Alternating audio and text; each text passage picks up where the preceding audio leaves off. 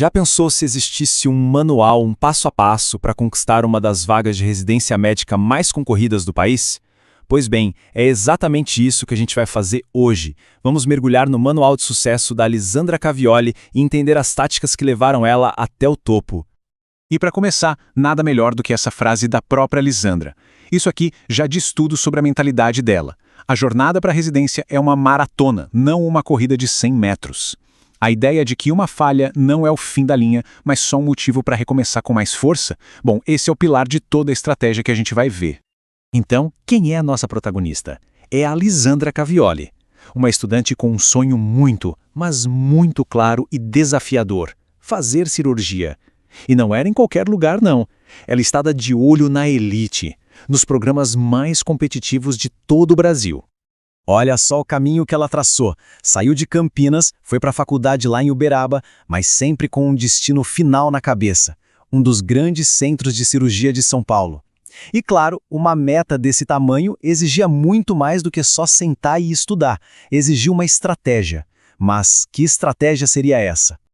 É aqui que a gente entra no primeiro grande segredo da aprovação dela. Como é que ela conseguiu?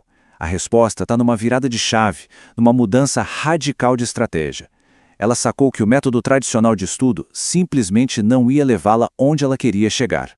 E a mudança foi de uma simplicidade genial. Pensa assim, de um lado o método antigo, que era passar horas e horas lendo apostila, um aprendizado super passivo. Do outro, o novo método dela. Foco total em resolver questões, um aprendizado ativo. É a diferença entre só absorver informação e realmente aplicar o conhecimento. E foi isso que acelerou o aprendizado dela de uma forma brutal. E nas palavras da própria Lisandra, a lógica fica claríssima. Para que gastar um tempo precioso lendo um material gigante que no fim talvez ajuda em uma ou duas questões, se dá para aprender muito mais rápido e direto ao ponto com os próprios erros, lendo os comentários das questões que não acertou? É pura eficiência. Mas claro, não adianta ter uma boa estratégia sem disciplina para executar. E para isso, ela criou um sistema próprio, que ela chamou de método Bolinha. A ideia era bem simples: transformar aquela montanha de estudos numa listinha de pequenas tarefas diárias. E a regra era sagrada. A vida social, o descanso, tudo isso só começava depois que todas as bolinhas do dia estivessem marcadas como feitas. Uma forma muito poderosa de garantir o progresso, um pouquinho a cada dia. Só que ter uma estratégia de estudo afiada era só metade da batalha. Depois vinha a prova de fogo de verdade, as provas e as entrevistas. É aquele momento em que a pressão está no máximo e qualquer coisinha pode mudar o jogo todo. E é aqui que ela encarou de frente uma das maiores ansiedades de quem vem de fora, o tal do protecionismo. Aquele medo de que as grandes instituições só valorizam os alunos da casa, sabe? Vindo de outra faculdade, essa era uma barreira psicológica e tanto. Mas será que isso existe mesmo na prática? A resposta, olha, pode ser resumida neste número aqui, 2. O ponto é o seguinte: na turma dela de cirurgia na Unifesp, uma das instituições mais desejadas do Brasil, de 25 residentes, só 2 eram formados lá mesmo. Esse dado, sozinho, destrói completamente o mito do protecionismo.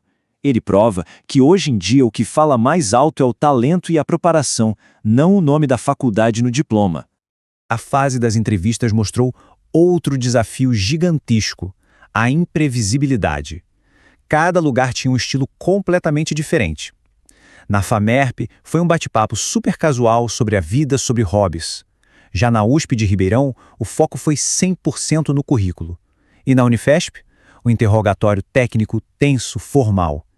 A lição aqui é clara: não existe um roteiro. A palavra-chave é adaptação. E para a temida prova prática, a preparação foi quase militar. Um grupo de estudo remoto foi montado meses antes. E eles não só estudavam o conteúdo, não. Eles recriavam as condições exatas do exame. Montavam as estações em casa, controlavam o tempo no cronómetro, tudo. Foi uma preparação metódica, colaborativa, para dominar não só o conhecimento, mas a pressão do momento. Ok, mas o que é que amarra tudo isso? O método de estudo, a preparação para as entrevistas, os simulados? Por trás de todas essas táticas existe um princípio, uma ideia fundamental que foi a verdadeira chave para a vitória. E essa talvez seja a sacada mais importante de todas. A disciplina rigorosa dela não significava sacrificar a vida pessoal. Muito pelo contrário, o método Bolinha permitia que ela vivesse a vida dela, normalmente, E o melhor, sem culpa. Assim que as tarefas do dia acabavam, o tempo era dela. Esse equilíbrio foi a arma secreta contra o burnout. Se a gente pudesse resumir toda essa filosofia em uma palavra, a palavra seria constância. Não se trata de estudar 12 horas num dia e zerar no outro. Se trata da disciplina de fazer um pouquinho todos os dias de forma consistente, para construir um ritmo, um embalo, que ao longo de um ano se torna imparável. Então, resumindo, o manual de sucesso da Lisandra se apoia nesses 3 pilares. A estratégia mostra o caminho certo, a disciplina garante que o plano seja executado todo santo dia. E a constância é a base que sustenta tudo isso. Juntos, esses 3 criam um ciclo de progresso que, no fim, levou à aprovação. E a gente termina com uma pergunta para todo mundo levar para casa. O método dela é simples, mas extremamente poderoso. Se a gente aplicar isso à nossa própria vida, aos nossos objetivos, qual é a nossa bolinha mais importante? Aquela que precisa ser marcada como feita hoje?